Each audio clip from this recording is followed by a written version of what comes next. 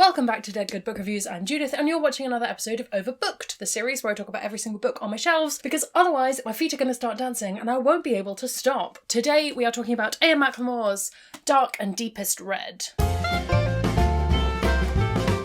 Quick disclaimers before we start. As always, I bought this copy of this book myself. Nobody's paying me to talk about books and all opinions are my own.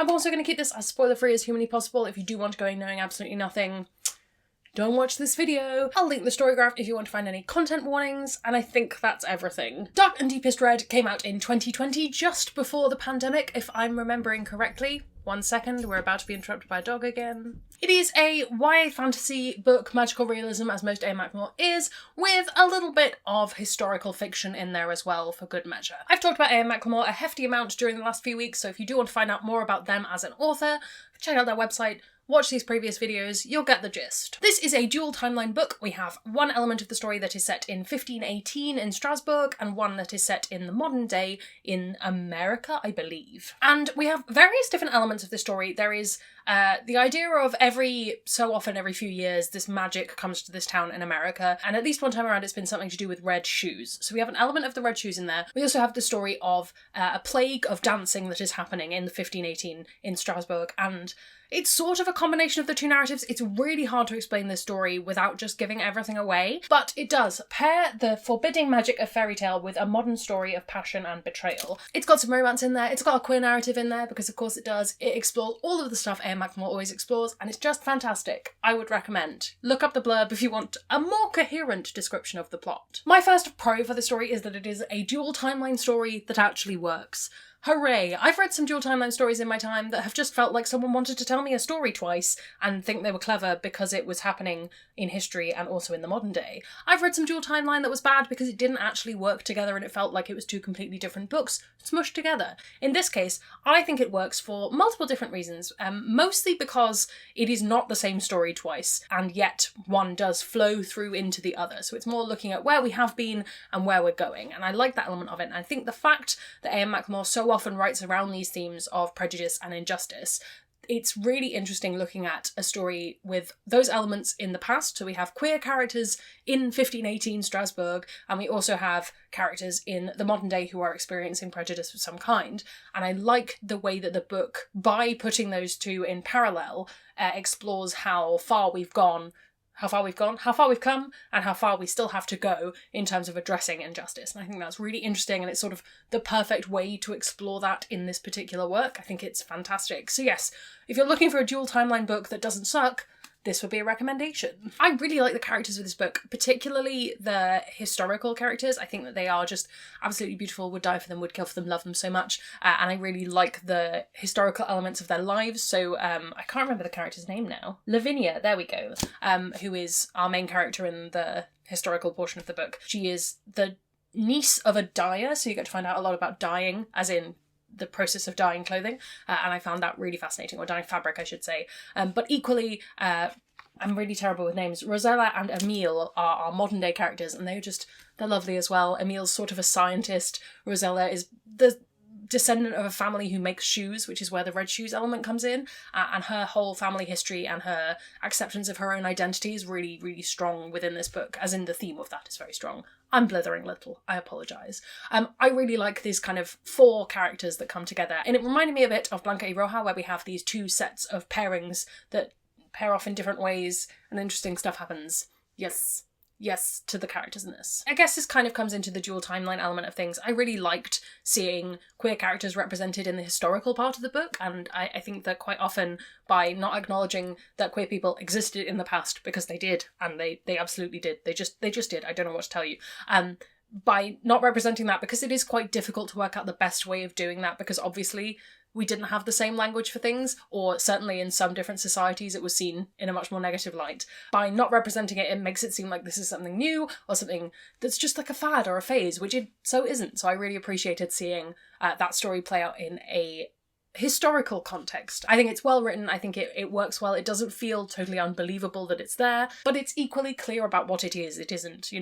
oh, you could read it as a trans narrative. No, it just explicitly is. The first time I read this, I wasn't so sold on it, which is interesting. I'm trying to think back as to why, and I think part of it is because I have a a history of not loving dual timeline books, and I think I went in with a little bit of kind of a false expectation that I just wasn't going to like it, which can really harm a reading experience. However, that being said, the second time around when I read this year, 2022, I loved it. I thought it was absolutely fantastic, and I think something about coming through all of A.M. McLemore's works, seeing all of the themes that they like to explore, seeing all of the various ways that their work explores these issues, all coming together in this book, it worked exceptionally well. I would really, really recommend it for that. So if you have read this and you were kind of like, I don't know about it, and you've read more of their stuff and liked it, I don't know why you would have exactly the same experience as me, but maybe you did. I would say go back and read it again, because I think it makes a big difference having consumed a lot of their other stuff. I will say it is quite brutal at points. I talked about, representing queer characters in history, and that does come with some real negative aspects, and to be honest, representing queer characters in reality, or as in modern reality, also comes with some negative aspects. But I would really recommend checking out the content warnings for this book, especially if you are sensitive to violence and transphobia. It does feature in this book, unfortunately that it happened in history. The book handles it very sensitively. I'm explaining this poorly. Basically, look up the content warnings if you want to. I would recommend it. I will say that while this is another book that I think is a YA book, but it could be read by adults, I think this one, some of the relationship elements lean more into older, younger adults. That's a terrible way of explaining it. Like 18, around about that age, I probably would have read this and loved it. 16 to 18 kind of range. I think as an adult reading it, I appreciate it from a different lens. I think that you can still enjoy it, but more so than some of the other books that we've had so far, I think this felt more YA to me. I've not read a lot of historical fiction that brings queer characters in, or historical inspired fiction, so the one that I would probably recommend first would be She Who Became the Sun. They're very different books, but something about exploring kind of gender identity through a historical lens I found very interesting, and I would recommend that book anyway, but if that was something you were looking for, maybe that would fill the gap. I think of all of A.M. McLemore's works, it's probably most similar to Blanca y Roja, which we read last week, or talked about last week, I should say. Again, those pairings, that exploration of identity, all of those things come together the most. I would say for the historical element, perhaps Wild Beauty, perhaps, but then again, maybe not. I think this actually is a really good coming together of a lot of things that feature in their previous works and in the works that we're still got to talk about. So if you were looking for a kind of quintessential A.M. McLemore book, this might be one to go for, therefore. So, I actually really liked this on a reread, more than I remember doing, which is always nice. It's so great when that happens. When you read something and you like it less than you did before, that's always a little bit of an awkward experience. But liking it more than before, I'll take it. I'm very pleased to have this. I'm very pleased to have read it. I can't believe that this came out at the start of the pandemic and it feels old to me now. Deeply concerning that how time has passed.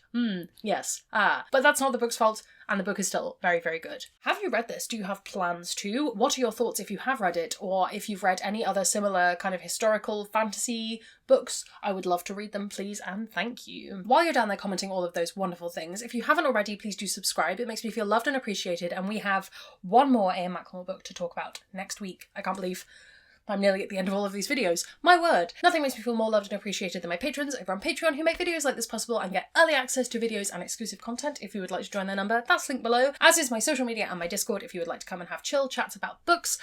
That's all from me. Thank you so much for watching, and I will see you in the next one. There's gonna be some bloopers now. No, I haven't even started yet. I will also say that while I think this is... Ooh, just elbowing all my books out of the way. Have you read this? Do you have... Dragon Republic's falling on me. I really could just have put this down behind me. I don't know where I've started just holding them up the whole time.